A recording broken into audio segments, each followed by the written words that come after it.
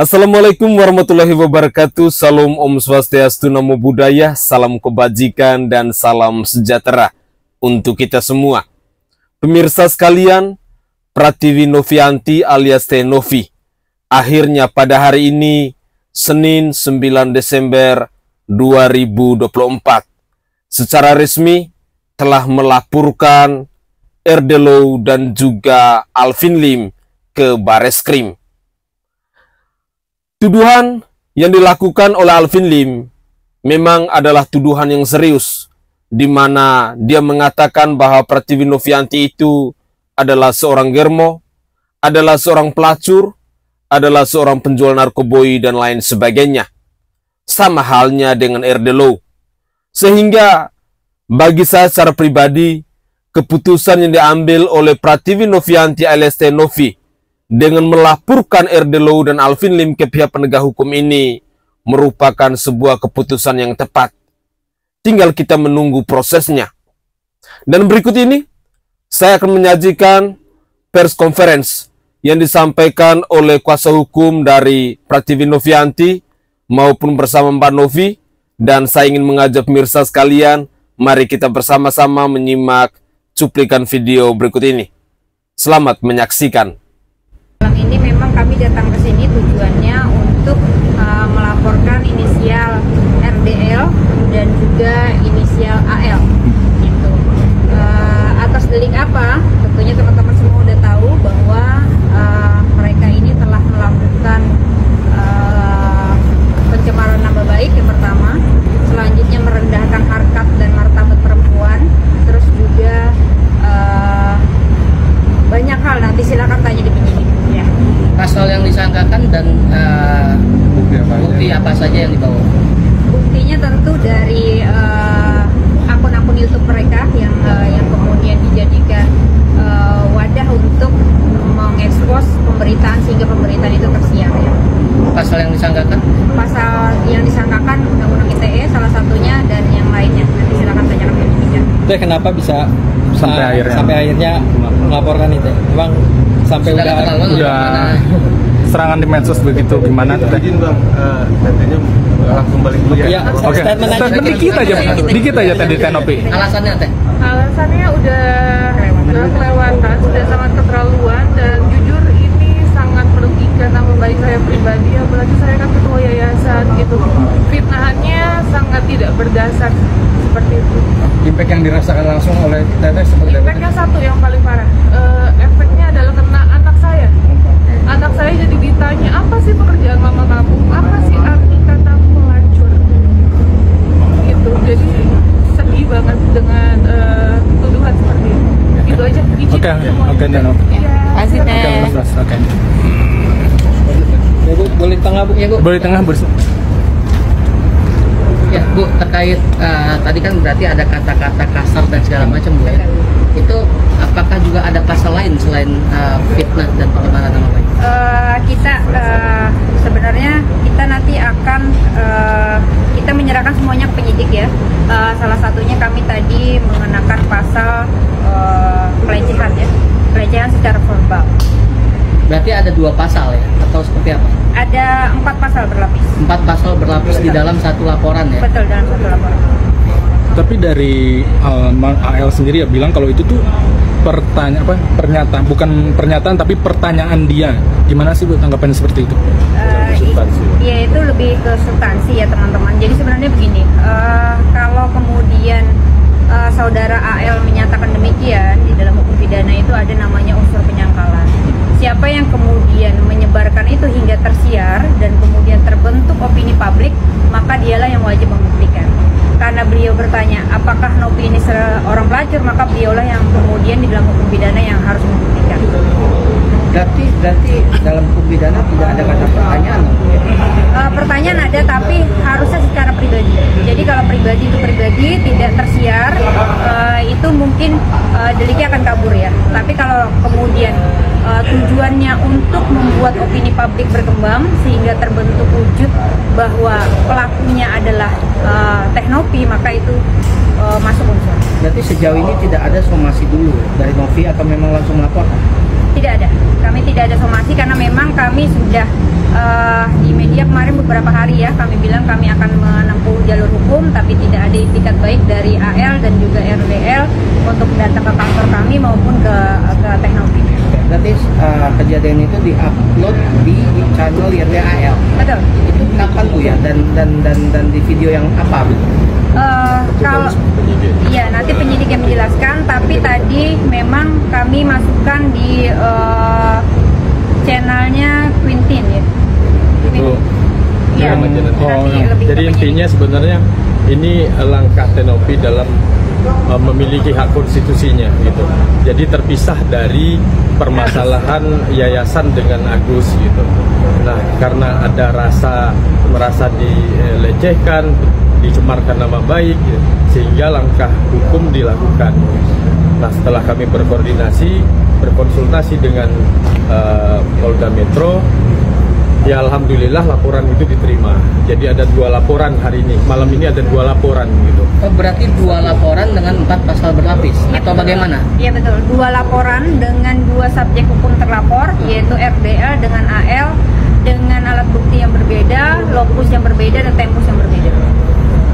Nah, sejauh ini ketika kita bicara pencemaran nama baik melalui media sosial, itu akan ada restoratif justice. Apakah akan mengambil langkah itu juga? Nanti kita lihat nanti. Yang jelas ini kita bukan mau memperpanjang cerita Agus dan Teknopi gitu, tetapi ini memang di permasalahan yang berbeda, jadi tidak menghalangi daripada apa yang upaya yang dilakukan oleh Kemensos untuk melakukan perdamaian gitu. Itu kan masalah dana donasi. Kalau ini terkait pada personal dengan pihak yang tidak dalam substansi dana donasi. Nah, kami sangat mengapresiasi sekali Polda Metro Jaya juga menerima laporan kami dengan baik. Setelah berkoordinasi dan berkonsultasi, alhamdulillah malam ini kita sudah selesaikan laporannya, LP-nya. Gitu.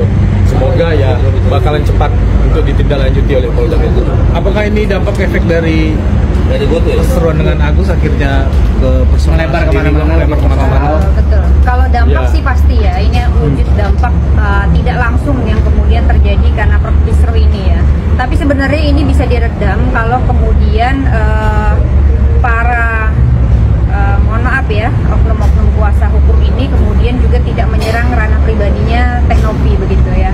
Karena tadi dibilang sama rekan saya harusnya dibedakan antara persoalan Agus dengan Teknopi dalam bentuk yayasan, juga perseorangan dari Teknopi itu sendiri. Berarti ini jadi ajang cari panggung nggak sih? Bisa disebut seperti itu nggak sih dari para lawyer itulah? Kita nggak tahu ya. Kami nggak berani statement begitu gitu. Nah, yang jelas kita juga bukan untuk mencari panggung, makanya alhamdulillah ada kesempatan, nggak ada panggung juga kan, gitu. Ada kesempatan, kebetulan padat juga jadwalnya dari tadi pagi Teknopi dan kita juga, makanya berkesempatan malam hari ini. Berarti dari kuasa hukum Teknopi sendiri tidak akan mencari panggung ya, dan tidak mau mencari panggung ya? Sebenarnya gini Mas, ini kan sebenarnya Teknopi sudah 3 bulan terakhir mendiamkan ini ya. Kalau kemudian kita semuanya di dalam kuasa hukum dianggap sebagai mencari panggung, maka Teknopi akan terus melaporkan mungkin di minggu-minggu awal ya, bulan-bulan awal. Tapi itu tidak dilakukan Teknopi gitu. Itu wujud nyata bahwa Teknopi sebenarnya pengen permasalahan ini cepat selesai gitu. Karena semakin lama didiamkan kok semakin menjadi ini orang-orang gitu. Maka akhirnya ini keputusan Teknopi yang memang sangat berat diambil Teknopi gitu untuk menuntaskan ini. Ada kemungkinan akan ada laporan lagi yang menyerang? Jika kemudian ada ya, tapi kalau tidak ada berarti tidak ada. Ya, berarti saya garis bawahi tekankan bahwa 2 laporan yang dengan subjek yang sama dan lokus yang sama ya? Subjek berbeda. Subjek berbeda, subjek hukum berbeda, yaitu RDL dengan AL. Itu kemudian deliknya juga berbeda, terus lokusnya, lokasinya juga berbeda. Oke, berarti satu-satu? Satu-satu. Oh, satu-satu ya? Jadi ada 2 LP. Oke, yang AL LP dengan pasal apa, yang RDL LP dengan pasal apa? Itu nanti pasalnya ke penyidik nanya ke saja. penyidik, Itu. tapi kalau nomor LP-nya yang RDL 7504 sedangkan yang AL 7505. Tapi dari AL sendiri kan menyatakan silakan aja, mungkin menentang ya, laporkan aja, laporan itu gak bakal jalan, dia bisa dibilang begitu yakin gitu, gimana? Itu ya, sudah kita persilahkan gitu di sini, tapi itu udah kita buktikan pada malam ini ya, ketika laporan itu diterima kan artinya dugaan tindak pidana itu ada. Oke, cukup. Terima kasih, Bu. Oke guys, itu adalah pers conference yang dilakukan oleh kuasa hukum dari Prativi Novianti alias Teh Novi. Jadi dalam cuplikan video ini, poin yang pertama bahwa persoalan antara Prativi Novianti dan Agus Salim perihal uang donasi itu berbeda dengan laporan yang dilakukan oleh Teh Novi pada kesempatan ini. Karena dalam cuplikan video ini menerangkan bahwa apa yang dilakukan oleh Alvin Lim maupun Erdelo ini adalah penyerangan secara personal kepada Prativi Novianti. Sehingga dengan demikian, persoalan ini tidak ada sangkut pautnya dengan persoalan dana donasi. Persoalan dana donasi itu tetap dijalankan, tetap dilakukan proses perdamaian oleh Kementerian Sosial, tetapi ini adalah persoalan baru di mana Prativi Novianti akhirnya melaporkan Erdelo maupun Alvin Lim yang diduga telah menuding